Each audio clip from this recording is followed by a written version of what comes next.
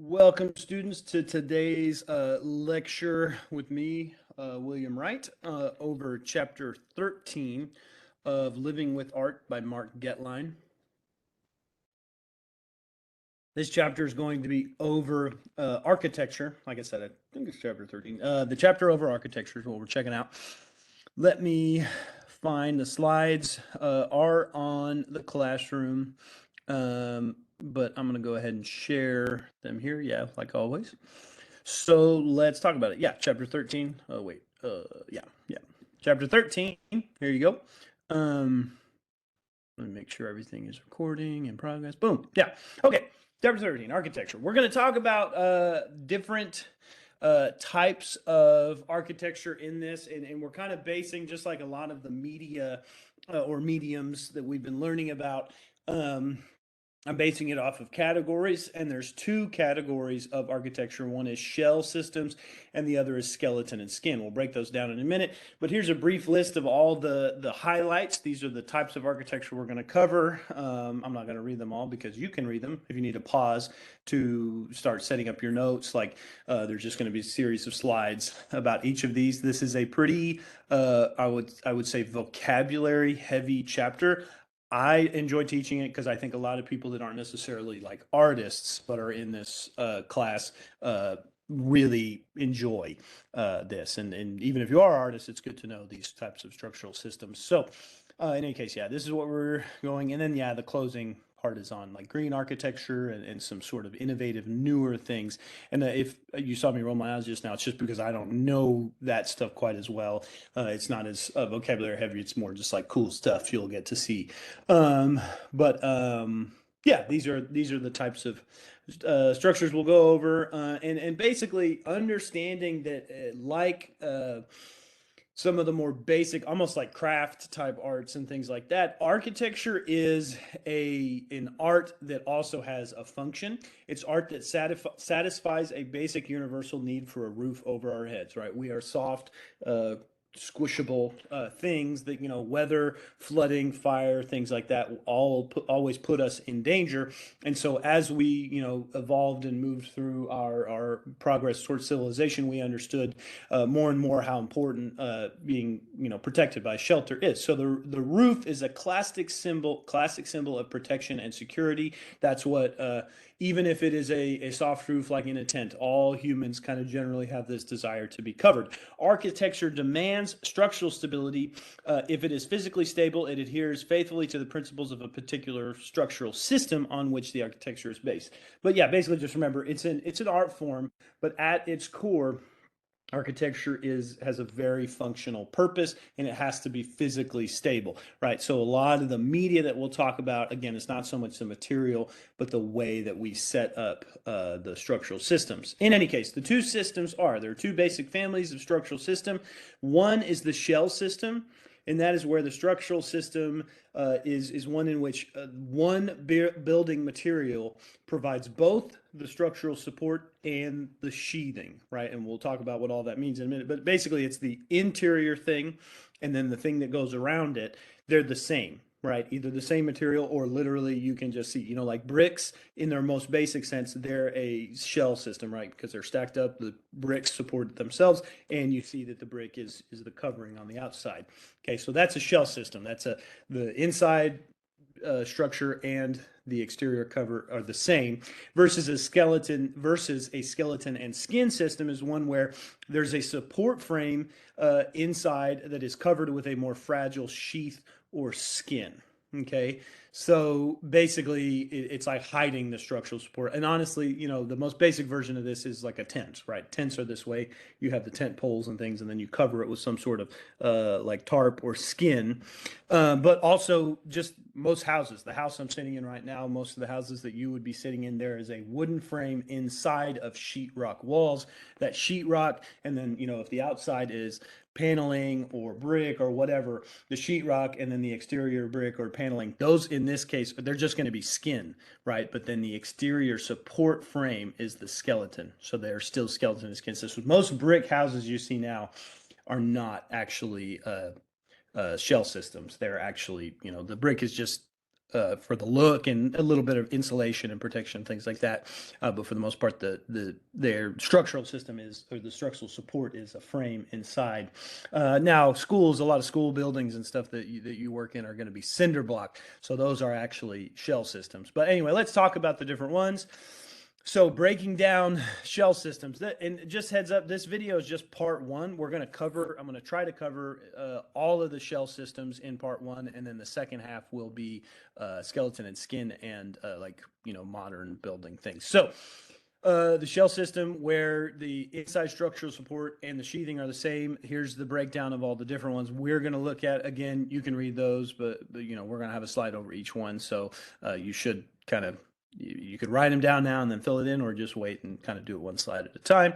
But in any case, yeah, let's talk about, and like reinforced concrete, that's a material more so than a type of system. But yeah, anyway, we'll talk about, so the first kind of system we're going to talk about, our first kind of building method, is the load bearing construction. This is our first shell system, and it literally is just stacked up stuff, right? Stacking and piling. That's what load bearing is. So the builder constructs a wall by piling layer upon layer. Usually the bottom layers are thicker and the top layers are thinner, right? They get thinner as the structure rises so that the bottom layers can support the weight, right? And this is your classic, like, even, walls on a fortress are usually big at the bottom, smaller at the top. A pyramid, what do you call it, ziggurat. We're going to learn about the historical context of those buildings later, but those things, you've all seen pyramids. It's literally just big stacks of rocks and then smaller stacks until you get to the top, right? Each layer sometimes can get smaller and smaller. It's the same principle, though, that bottom layers are bigger. Even if the stones are the same all the way up, as you move up, things just get smaller. That's kind of typical for most load-bearing constructions, because it's just the way it works. Now, there are some that you can get to a certain height and they're all the same, but a wall of one of bricks that is the same all the way up is actually not as strong as one that gets smaller as it goes up. But in any case, yeah, here's an example in Mali. And you should also think about, when looking at African style buildings, or like kind of like I guess like mud type structures that are similar between Africa and possibly the Southwest, you're going to be using and thinking about adobe, which is actually a material. It's a proper medium. It is sun-dried bricks. It's literally just like clay bricks that are left in the sun, and it gets hot enough and they dry out enough that you can use them as finished brick, right? And you can stack them up, and then you take the same mud and put them on the outside. Sometimes there's hay put in it. Sometimes there's sand and different things to make it thick. But at the end of the day, adobe is just a type of building material. It's going to be used the same as stone, but you can actually shape it and form it yourself. So adobe is a good vocabulary word to know. It's just mud dried bricks, and then often covered with more mud on top of that to make it smooth. But inside of adobe walls, it's not just a solid piece, it's actually stacked up bricks of mud, right? In most pueblos, this is the Taos Pueblo. I think it's the Taos Pueblo in this photo. And yeah, there's various cities across New Mexico. Santa Fe, I think here, these are there's all kinds of styles in the Southwest that kind of harken back to adobe structures. And it is interesting that they're not that different from adobe structures in Africa and the Mideast. So in any case, another load-bearing structure here as we move into Egypt, right? There's the obvious load-bearing structure in Egypt of the pyramids, but there's also the Luxor Temple. You can see the temple has a load-bearing structure on the wall on the outside, the fortification that, they're smaller on the top, they're bigger at the bottom, right? They support themselves, and you can see, the Nile runs past the Karnak precinct of Amun, sorry. And we see the temple is down here, but in any case, the entrance to the temple is this large load-bearing wall. Now, most of the temple has fallen down. We can see we are inside where the temple would have been now, and the load-bearing structure of the front has stayed up, but the interior, right, and this kind of gets to, as we move through history and past just simple load-bearing structures, people start to understand you can mix and have other types of structure, and you get more freedom for larger interior spaces. And one of the things that they figure out is a type of construction called post and lintel construction, which is actually partially used. It's the main interior space of the Luxor Temple is done with this. And this is the classic, like, it's pillars with beams beams running across it. Okay, and it basically works on the idea that there are two vertical pillars, or whatever number of vertical pillars you have, and then a beam moving across it, or another word, the post is the other word for pillar, and then lintel is the other word for beam. If you ever think about, like in Fixer Upper, they're always talking about like land beams and stuff like that, or iron beams. They're using kind of this idea of a structure that is strong enough to run between two pillars, so that you don't have to have a solid structure underneath to hold it up. But you do have to be careful. One thing they did figure out, the posts are supporting a horizontal cross piece, the lintel or beam, and if they get too far apart, the beam can crack from the tension pulling on the bottom or the compression on the top. You have to make sure that there is enough support, which leads to in the early days of post and lintel construction, you see lots and lots of posts, right? There's less space between them, depending on what type of beam they're using. But in the early days, there's less space, so you end up with these big halls. They call them hippo-style halls, they're large halls erected with post and lintel construction, and it's basically like a forest of columns. That's another word for post, is a column. And I guess they started to call them columns when they started to decorate them. They became visual as well as structural. But yeah, the hippo-style itself is just an interior space filled with rows of columns, and the hippo-style hall, I'm not really sure what the difference is, but basically in the hall you really are.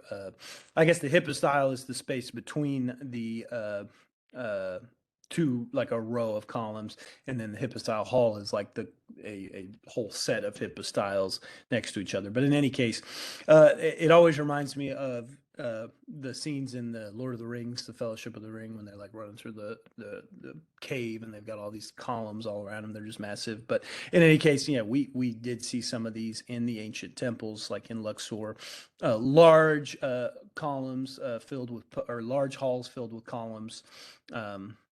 Very interesting. No, yeah, here's all the different views of the Luxor temple, different kind of setups or different sections. Now, they did have areas that had larger openings. Those would most likely have had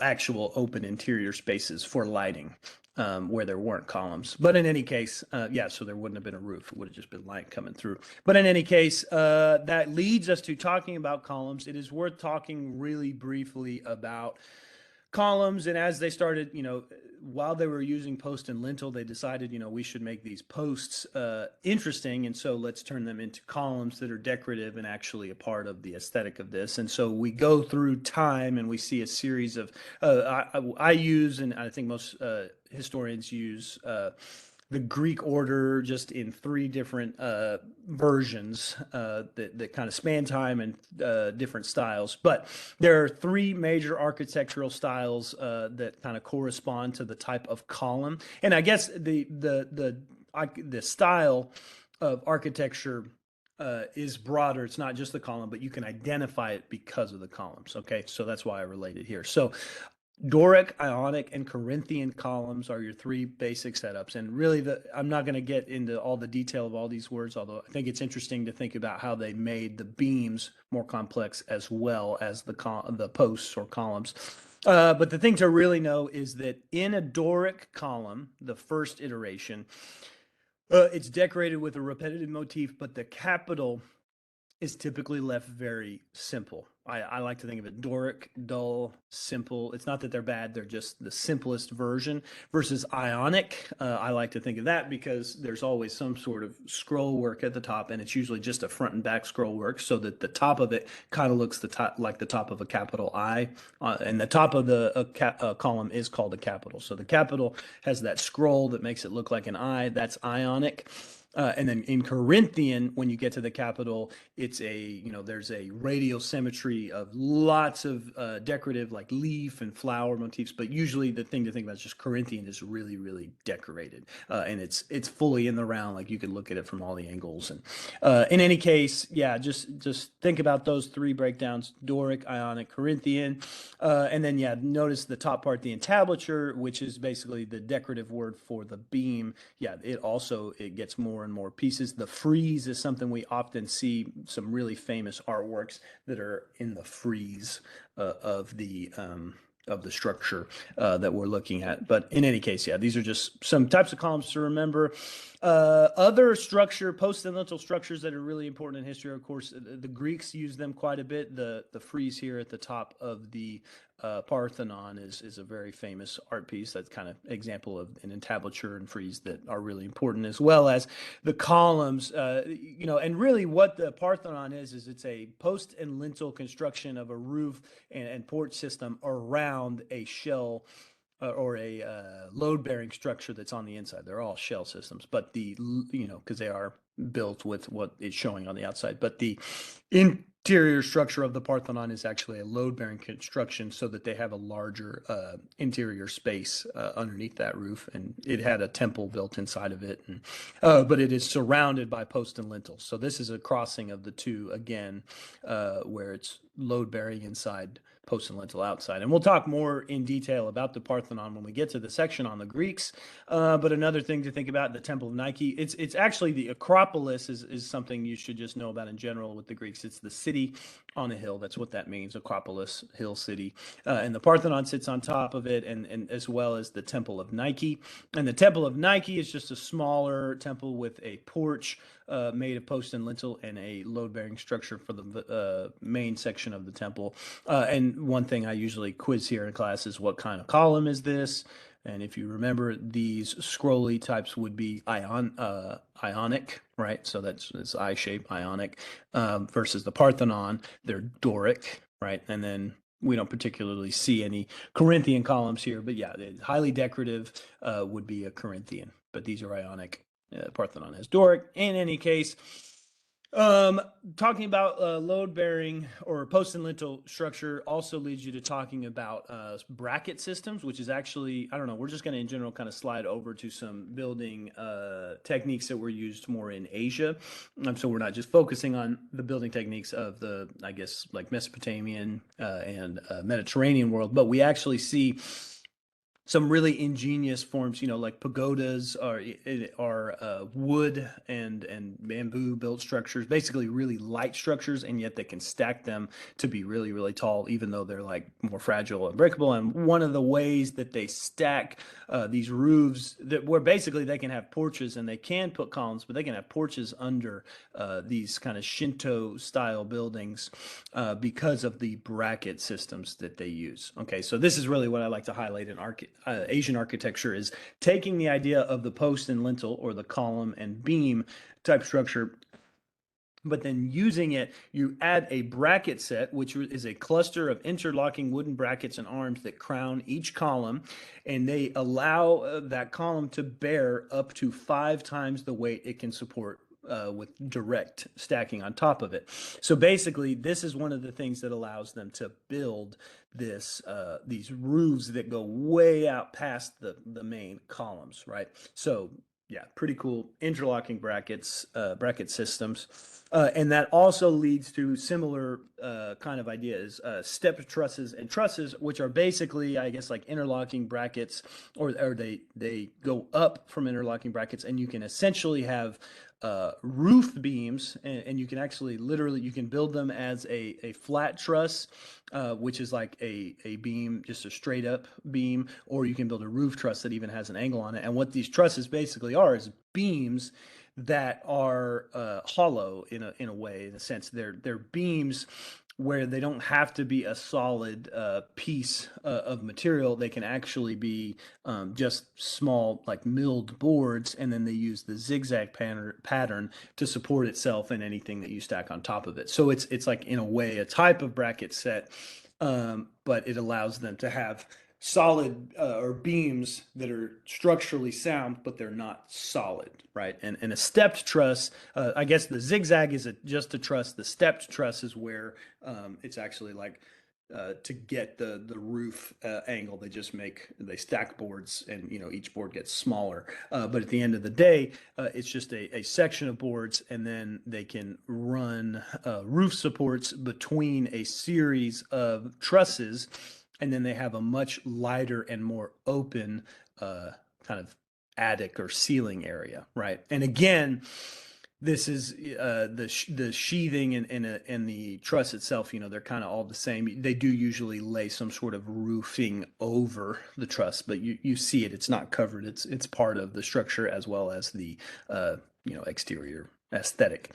But in any case, trusses allow for some really interesting options for building when you don't have stone and concrete and like solid structures. That it allows you to build really good support systems out of just wood, and they can be light so that they are easily supported as well as also supporting other things. Okay, but as we see the idea of the truss develop, that's kind of happening in the East, and we do see it happen in the Mesopotamian world, but trusses develop as a way to support arches in the original context for the Mesopotamians. The Mesopotamians invent arches, and what they do is they set up a truss, and then they can stack rocks that are kind of leaning against each other and laying on the truss, and it supports it. This is an arch with centering. That's kind of the typical round arch created by Mesopotamians. But what we see as the world, as time advances, and we have the Romans sort of taking center stage, the Romans take the arch to like a whole new level. They really figure out how to set up the arch, and they figure out how to set up the arch without a truss underneath it or any kind of centering. They figure out, instead of trying to stack rocks that are just like a little bit gonna, weigh down on each other and hold each other up, if you make arches that or stones that are going to be put in your arch that are much smaller on the inside than they are on the outside, and then you stack them up, not only does it create that curve, but once they're all put together, that outer portion is so wide that there's no way it'll slide down in. So you don't have to put an internal support system here. If you if you wedge, basically is the word you want to use, you wedge the stones of the arch enough so that they can never slide past each other. And of course, we know that the top stone that finally kind of seals the arch and makes it where it won't fall is called the keystone, right? Or the number one brick here. And then, yeah, they're essentially spreading out the weight side to side. And then what it allows you to do is essentially create this rounded interior structure, and you don't have to put any support systems underneath. You just have to have support on either side of the arch. Right, so you can put it on top of some posts, or you can put it on the ground, stack it straight down. But yeah, this really changes the game for starting to build structures. I think actually I should go ahead and reiterate now. We're going to talk about it when we talk about the Romans, but the arch is one of the top three things I want you to know that the Romans architecturally contributed, and it's one of the things that made the Romans, right, and made them such a powerhouse. The other the second of the three things that I want you to know that the Romans did, first off, they did it using the arch.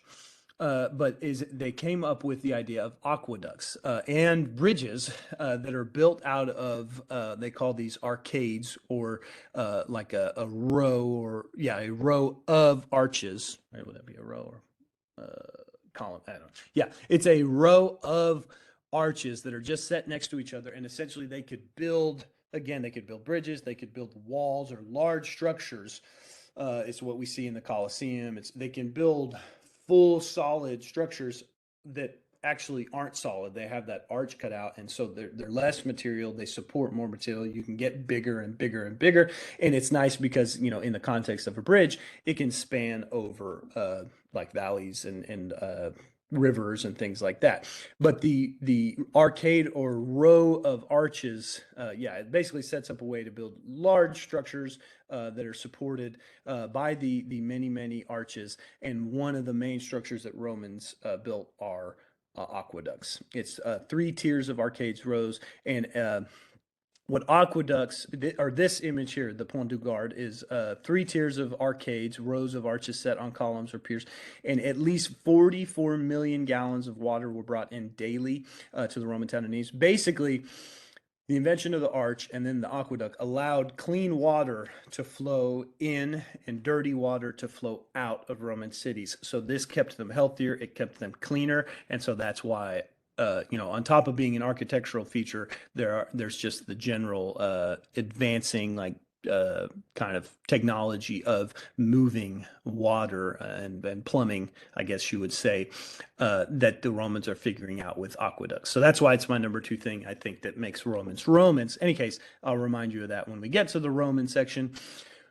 One of the other things that the arch helps figure out, and this is as we move into European building styles and other Roman building structures, one of the things they figure out is how to make a barrel vault or tunnel vault, which is basically, it's just a hall with an entire arched roof. They figure out they can interlock front to back different bricks if they keep them the same size, and they will interlock, and they will have the arch support system. And you can make an entire hall that you don't have to put any kind of post or column underneath. It doesn't have to have. It allows you to span interior spaces with the vault, and it essentially just creates large spaces that don't have to be supported.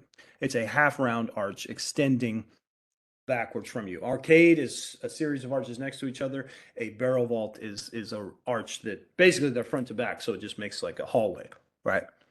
Okay, this is seen in Roman architecture throughout Europe, and as we see the development of Europe, it really gets super highlighted. This is this is long after the fall of Rome. We see the Romanesque period in European architecture, European art.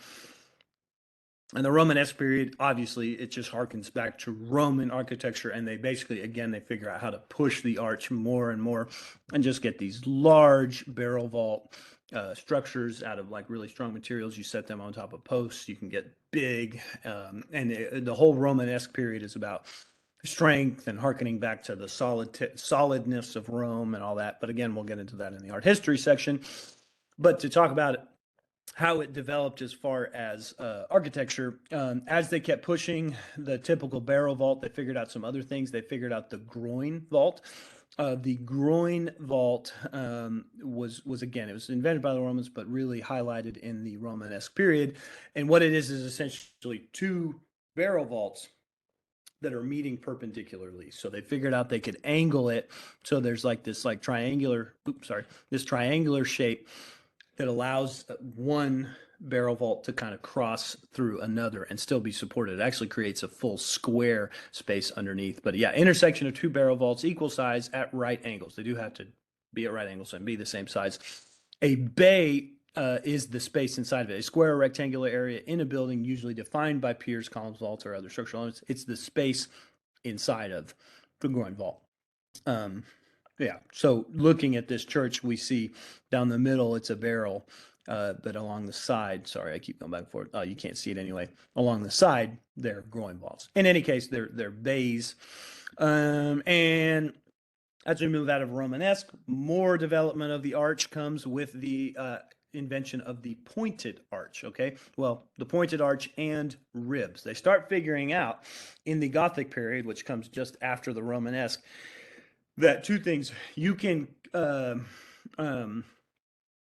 but let's see, I'll just read this. Architects of the Gothic period found they did not need heavy masses of material throughout the curve of the vault as long as the major points were reinforced. These reinforcements are called ribs. So basically, they could add more weight or they could use less material and support the same amount of weight if they put more material at the joints of the arches. And actually, what they basically figure out is the like kind of putting this little triangular section on like a groin. It's almost like a groin vault, but then they put extra material at that joint, and then they could just put a series of these bays back to back, as you see right here, these groin vault bays, and it basically was just much, much stronger. So really what they did is actually just make their churches bigger and bigger and crazier. We'll talk about that in the art history around the Gothic period. But the structures just become massive. The Yorkshire Abbey is like the same size, same weight as like 70 jumbo jets or something crazy. The spire on it. In any case, they figure out they can support this by creating ribs, but also using pointed arches. They figure out that if you push the extreme of the arch even more to where, or like kind of upward in the center, so that it's like a point, like an oval or an ellipse, rather than just a half circle. It actually supports even more weight. And it's pretty amazing. It actually also, I know from building brick kilns, that what it does is it pushes more of the weight downward versus a half circle. There's a lot of weight going outward, right? So it's less outward, more straight down because of this ellipse shape. And yeah, basically it just meant that the pointed arch could hold even more weight. But not only did they figure that out and the ribs, they also figured out this idea of buttresses. So buttresses were basically extra sets of columns or piers or posts, that, or what's the other word? Columns, piers, posts. Yeah, all the same. That are set on the outside of it. So basically, if they knew if they finished the wall of like a big cathedral or church, they put another pier outside of it, which is the freestanding vertical exterior masonry used to bear the heaviest loads in an arched or vaulted structure. They are joined to the body by falling. Well, basically, at first they figured out they could just stick buttresses right up against the wall of the church. Right. And like I said, that's an extra column outside of the wall that supports even some more weight of the wall. But then they figured out if they take that column or buttress or pier and they scoot it out, right? They scoot it further from the church, and then they put another arch support from that buttress back to the wall of the church. It would support even more weight. So they start with pointed arches and ribs, then they put piers right up against the exterior wall, and then they move the pier out and put another arch between the pier and the church. And that is what they call a flying buttress. If you've ever heard that word and giggled, which is fair, that's what it's actually talking about. The buttress is the support on the outside. The flying buttress is when there's actually an arch between the support and the wall, right? So yeah, these wings that almost come out, they make old churches sometimes look like spiders or like they have wings or something. They're called, I guess that's why they're called flying buttresses. But yeah, just know that. Sorry, that's my timer reminding me that I shouldn't take too much longer. But in any case, yeah, we're getting close to the end of shell systems. But another adaptation that I can't skip about the arch is the dome. The dome refers to basically taking an arch and spinning it in a circle so that it's a half globe. It's an arch that is rotated 360 degrees on its point, so you get a circular arch. And then also bonus little vocab word here is a portico, which is basically a porch that projects with columns. Often it's the entrance to a domed building or a rotunda, which we'll talk about in a second. It's basically a porch of columns that sticks off of a structure. We started to develop a word for that called a portico. It's an entrance or porch of columns. Now, to see inside the Pantheon, which is like the original dome structure that the Romans came up with, the inside of the Pantheon, you can see here is this interior dome. And one of the things they did is create coffers. It's recessed geometric panels in the ceiling, and really what it does is it flexes, right? It's an aesthetic flex of like, look at how we figured out you make rocks that are smaller and like wedging in as they move up, boom, and it's a dome. They're smaller not just in terms of the width, but also I guess the height, right? It's that like again flexing how they figured out geometrically how to create this whole idea of the dome, and then in the Pantheon they even left that top part open and they call that the oculus or eye, and it is 29 inches in diameter, so about 3 feet wide, and allows all that light through. No, it's got to be wider than that. 29 feet in diameter? Yeah, no, I think that the entire thing. There's no way that's 29 feet. And maybe it is. I haven't been there to see it, but in any case, yeah, it's a opening in the dome that again, it's kind of a flex. Shows. I think it must be that the full dome is 29, but we'll.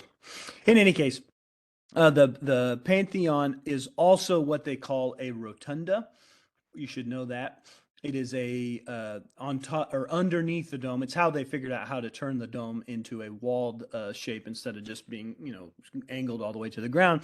They stuck the dome on top of a drum or cylinder, and then that drum or cylinder is called the rotunda. It's open on the inside. It's perfectly round, and it's usually covered with the dome.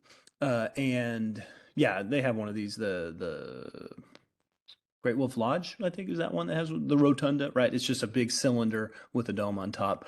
Lots of structures have them these days. The Hagia Sophia, however, it's a little different. If you notice, it's a dome that sits on top of a squared structure, and so it takes advantage of something called a pendentive. A pendentive is a curving triangular section that serves as a transition between a dome and the four walls of a rectangular building. So basically, you can take a dome, I guess, set it on top of a circular setting, and then use the triangular curves to turn it into four square, or four, yeah, right angles. And in any case, yeah, you have a dome transitioning, from the regular circular dome to the triangle pendentive to the four walls coming down. Or in this case, even in the back, they just made it like a half dome right there in the back.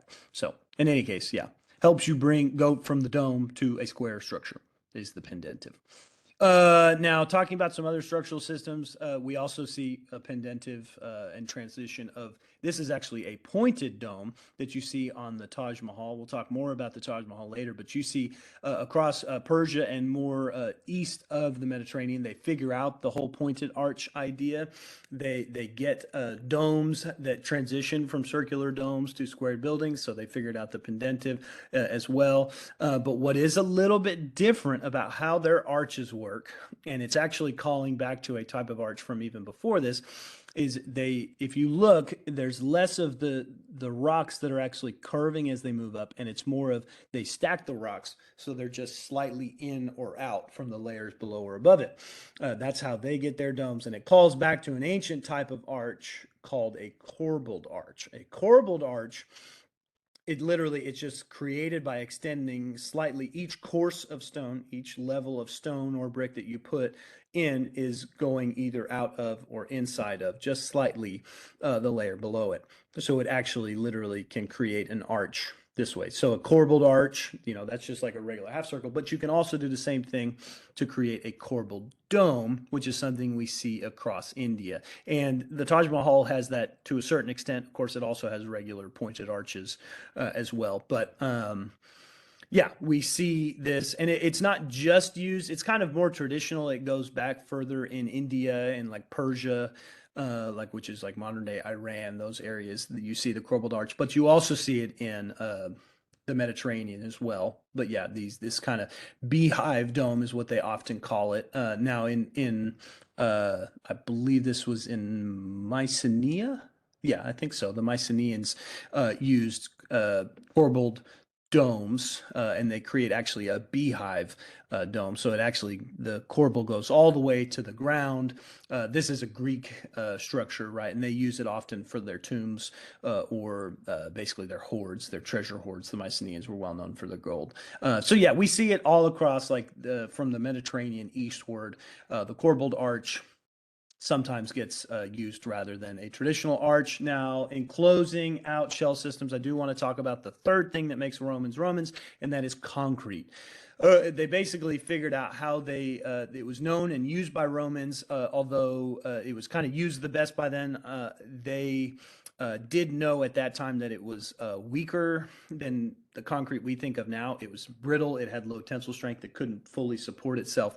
But in the late 19th century, we started getting reinforced concrete. So Romans invented ferroconcrete, which is just taking limestone and other materials, mixing it with water. It has a chemical reaction, and it turns into the stony part of concrete. But in the late 19th century, so 1800s, they started figuring out they could embed metal meshes or rods of iron or steel into it while it was wet, and then when it dries, it won't break. Tensile strength is basically the ability of like a flat piece of something to maintain it. If you put it on two posts, it holding together, right? It's tensile strength. And old concrete would break fairly easily. It chip fairly easily or crack. But once you started inserting metal rods into it, it increased the ability to use it as architectural. Now, that said, again, and I'll reiterate it in the Roman chapter of art history section, concrete was used by the Romans, and it really was a game changer for them. It was like well known,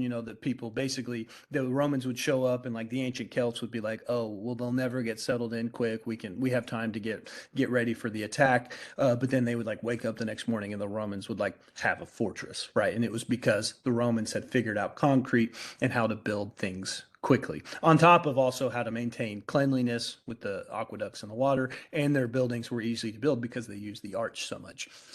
But in any case, yeah, those are the things that make Romans Romans. I'll reiterate it later. And the last thing we should talk about with shell systems is a cantilever, which is basically just a modern thing we figured out with post and lintel, that basically you can go out past one lintel, and it's a horizontal element that's only supported at one end, and then the other end projects into space. It's basically a lintel that shoots out into space but doesn't need brackets. And it was actually, we figured out how to use it because we came up with reinforced concrete, right? That the tensile strength improved. We could put the posts further apart. We could have sections of lintel stick way out into space. They call this cantilever when you have stuff sticking way out into space.